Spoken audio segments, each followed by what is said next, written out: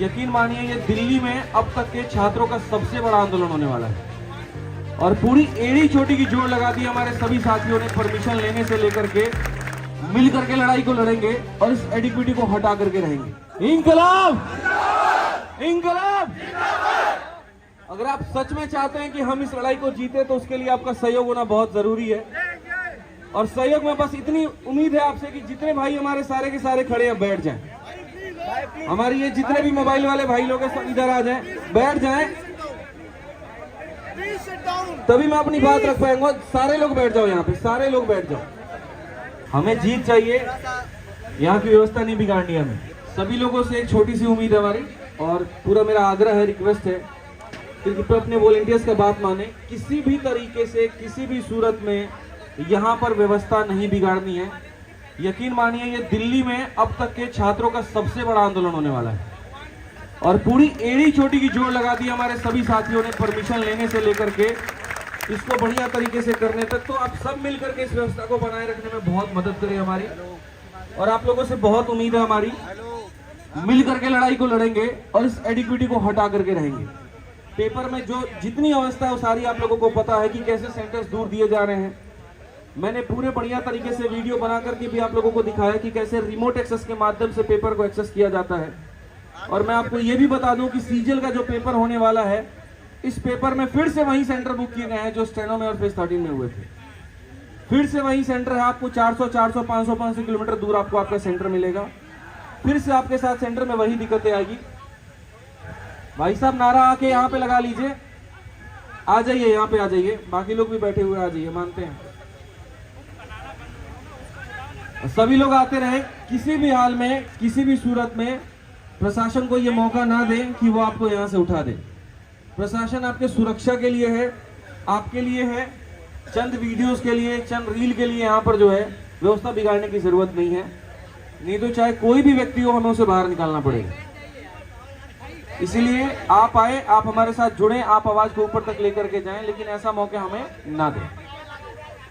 बाकी ये चीज हम आपको बता दें, देखिए आप लोगों के लिए पूरी व्यवस्था है, टेंट भी है, खाना भी कुछ देर में यहाँ पे शुरू हो जाएगा, पीने की पानी की व्यवस्था भी है।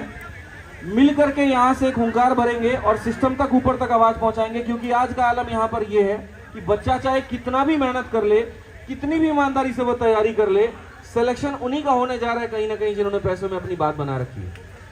और ये कहीं ना कहीं दुर्भाग्य है हमारे देश का, दुर्भाग्य हमारे सिस्टम का, दुर्भाग्य है चंद बेईमानों का, जिसके वजह से ईमानदारी से मेहनत कर रहा हर छात्र यहाँ पर खत्म हो जाता है। क्या गलती है उस बच्चे की यहाँ पर कि उसके मेहनत पूरी की पूरी एक जो है माउस के आगे खत्म हो जाती है। कीबोर्ड नहीं सही चलने के कारण उसका यहाँ पर पूरा पेपर खराब हो जाता है। उस बच्चे की क्या गलती थी यहाँ पर, जिसने पूरे साल ईमानदारी से तैयारी की, ईमानदारी से पढ़ाई की और सेंटर दूर होने के कारण वो पेपर नहीं दे पाए।